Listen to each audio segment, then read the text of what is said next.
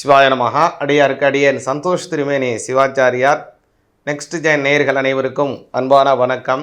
ஓம் ஆதித்யாய ச சோமாய மங்களாய புதாய ச குரு சுக்ர சனிப்யஸ்ச ராகவே கேதவே நமஹ.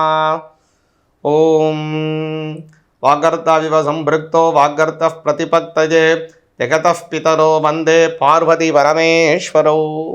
சிவாய நமஹ. வரக்கூடிய 17ஆம் தேதி பிப்ரவரி மாதம் 2026 அப்படிங்கிறது ஒரு கிரகங்களினுடைய ஒரு சஞ்சார சேர்க்கை. விசித்திரமாகவும் வீரியமாகவும் அகண்டதாகவும் ஆழதானகவும் ரொம்ப ஒரு அற்புதமான ஒரு சேர்க்கை ஏற்படுதுங்க. அதாவது காலப்புருடத்தில் 11ஆம் பாவத்தில் சற்றேறக்குறைய சூரிய பகவான், அதுக்கப்புறம் புத பகவான், செவ்வாய் பகவான், ராகு பகவான், சனி பகவான், அப்புறம் அந்த சந்திர பகவானும் சேருகிறார் அதே இடத்துல. இப்படியான ஒரு சேர்க்கை சுக்கிரனுடன் சேர்க்கிறார். அந்த 17ஆம் தேதியிலேருந்து ஒரு 15 தினங்கள் அப்படியே போய் 3ஆம் தேதி பார்த்திங்கன்னா சந்திரன் கொஞ்சம் கொஞ்சமாக மறுபடியும் அவருடைய 7ஆம் வீட்டில் கேது பகவானுடன் சந்திரன் சேர்கிறாரு. அப்போது சமசப்தமாக சற்றே கூட ஒரு 8 கிரகங்கள் அப்படியே ஒரே கோட்டில் அப்படியே வருதுங்க. இந்த 8 கிரகங்கள் அதாவது குரு பகவான் நீங்களாக எல்லாமே ஒரே கோட்டில் வருது. குரு பகவான் வேறு இப்போ வக்ரத்தில் போய் கொண்டிருக்கிறார். சரிங்களா? இப்போ உள்ள காலத்திற்கு இதனுடைய பலாபலன்கள் எப்படி நமக்கு ஏற்படும், இதனால் எந்தெந்த விஷயத்தில் நம்ம கவனமாக இருக்கணும், எந்த மாதிரியான நன்மைகள்லாம் நிறைய நடக்கும் அப்படிங்கிறதெல்லாம் கொஞ்சம் தெளிவாக பார்ப்போம். இது ரெண்டுமே பார்த்தீங்க அப்படின்னா காற்று ராசிகளிலும் நெருப்பு ராசிகளிலுமே இது ஒரு சேர்க்கைகள் ஏற்படுது. அதனால் காற்று சார்ந்த சில உபாதைகள், நெருப்பு சார்ந்த சில நம்மளுடைய உலகத்தில் உபாதைகள் ஏற்படுறதுக்கெலாம் ஒரு காலம் இருக்குது. அதனால் இதெல்லாம் கொஞ்சம் நம்ம கவனமாக இருந்துக்கணும் அப்படிங்கிறத இந்த சமயத்தில் தெரிவிச்சுக்கிட்டு, அதுமாதிரி உங்களுடைய ராசிக்கு பிரத்யேகமாக இதனுடைய பலன் என்ன மாதிரியான விஷயங்கள் கிடைக்கும், எந்த இறைவனை எப்படி நம்ம வழிபாடு செய்யணும் அப்படிங்கிறதெல்லாம் கொஞ்சம் விரிவாக பார்ப்போம். மீன ராசிக்கு உண்டான பலன்கள் எப்படி இருக்குன்னு பார்ப்போங்க. இந்த சேர்க்கையினால் 12ஆம் இடம் வலிமையாகுது. பொருளாதார ரீதியாக கொஞ்சம் செலவுகள் அதிகமாக இருக்குது. இதில் ஒரு நல்லது என்னென்னா 6ஆம் அதிபதியாக இருக்கக்கூடியதான சூரிய பகவான் 12ஆம் இடத்திலே மறைவது விபரீத ராஜயோகம். கெட்டவன் கெட்டிடில் கிட்டிடும் ராஜயோகம், அப்படியான ஒரு யோகம். அதே மாதிரி உங்களுடைய 8ஆதிபதியாக இருக்கக்கூடிய சுக்கிர பகவான் மறைவதும் உங்களுக்கு ஒரு விபரீத ராஜயோகத்தை தருகிறது. இது ஒரு பெரிய ப்ளஸ்ஸு. மற்ற கிரகங்கள் சேருவது எல்லாமே உங்களுக்கு செலவுகளை அதிகரிக்கும். நான் சுவாமி செலவுன்னு சொல்கிறீங்க, ஏற்கனவே செலவாகிட்டு இருக்கு, இதை வேறு சொல்கிறீங்களே அப்படிங்க நினைக்காதீங்க. செலவு கொஞ்சம் இருக்குது, செலவு கொஞ்சம் கட்டுப்படுத்துங்க மீனராசிக்காரங்க. அத்தியாவசிய செலவுகள் அல்லாமல் இருக்கக்கூடியதாக சில செலவுகளை குறைத்து கொள்வது மீனராசிக்காரங்களுக்கு மிக மிக முக்கியம். படிக்கிற மாணவர்களுக்கு படிப்பில் நல்ல நாட்டம் ஏற்படும். ஏன்னா அப்படின்னா 4ஆம் இடம்லாம் ரொம்ப வலிமையாகுது.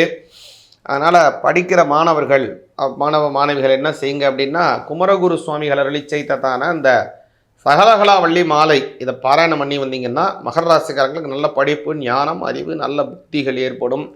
குடும்பத்திலே பல நன்மைகள் மீனராசிக்காரங்களுக்கு உண்டு. உங்களுடைய ராசிநாதன் 12ஆம் வீட்டை பார்க்கிறார்.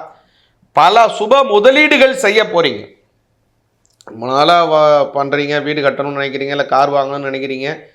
நீங்கள் ரொம்ப நாளாக மனதில் வேண்டியிருக்கக்கூடிய அந்த கர்மாக்களை நிறைவேற்றுவீங்க. ஏன்னா நம்ம அந்த பிறப்பு எடுக்கும்போதே பல நினைவுகள், பல விஷயங்கள், பல எண்ணங்கள், பல வகையான சிந்தனைகள் எல்லாமே கர்மாக்களாக நமக்கு கொடுக்கப்படுகிறது.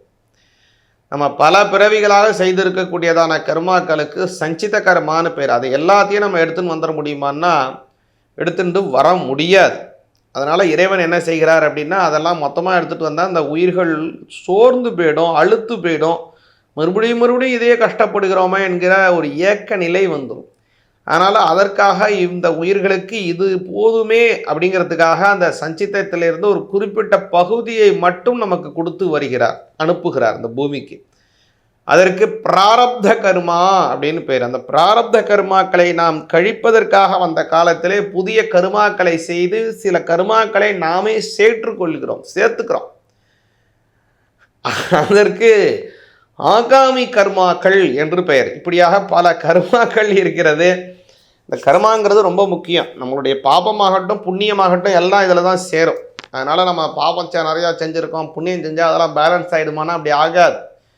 பாபங்கிறது தனி ட்ராக்கு, புண்ணியம் என்பது தனி ட்ராக்கு. நன்மை செஞ்சவங்களுக்கு நன்மை கிடைக்கும், கெடுதல் செஞ்சவங்களுக்கு கெடுதலும் கிடைக்கும். கெடுதல் செஞ்சு நன்மை செஞ்சானா கெடுதலும் நடக்கும், நன்மையும் நடக்கும். இதுதான் உண்மை. இப்பேற்பட்ட ஒரு நல்ல விஷயங்கள் எதுக்கு இப்படி திரும்ப திரும்ப அதை சொல்கிறேன் அப்படின்னா, இந்த மீனராசிக்காரங்களுக்கு கர்ம சாவல்யங்கள் ஏற்பட போகிறது. அவங்க செய்திருக்கக்கூடிய பல கெட்ட விஷயங்கள், அவங்களுக்கு இருக்கக்கூடிய பல கர்மாக்கள் எல்லாம் அவங்களை விட்டு விலகும். அதற்குண்ட சாதகமான காலமாக வரக்கூடிய காலம் உள்ளது. மீனராசிக்காரங்க முக்கியமாக செய்ய வேண்டியது என்ன அப்படின்னா, விநாயகப் பெருமானை வழிபாடு செய்யணும். 6ல் கேத்து இருக்கிறதுனால பிள்ளையாரை கும்பிடுங்க. குடும்பத்திலே பல நன்மைகள் ஏற்படும். முக்கியமாக வைத்திய செலவுகள் எல்லாமே குறையும். பல நன்மைகளும் நிச்சயமாக உண்டு. சிவாய நமः.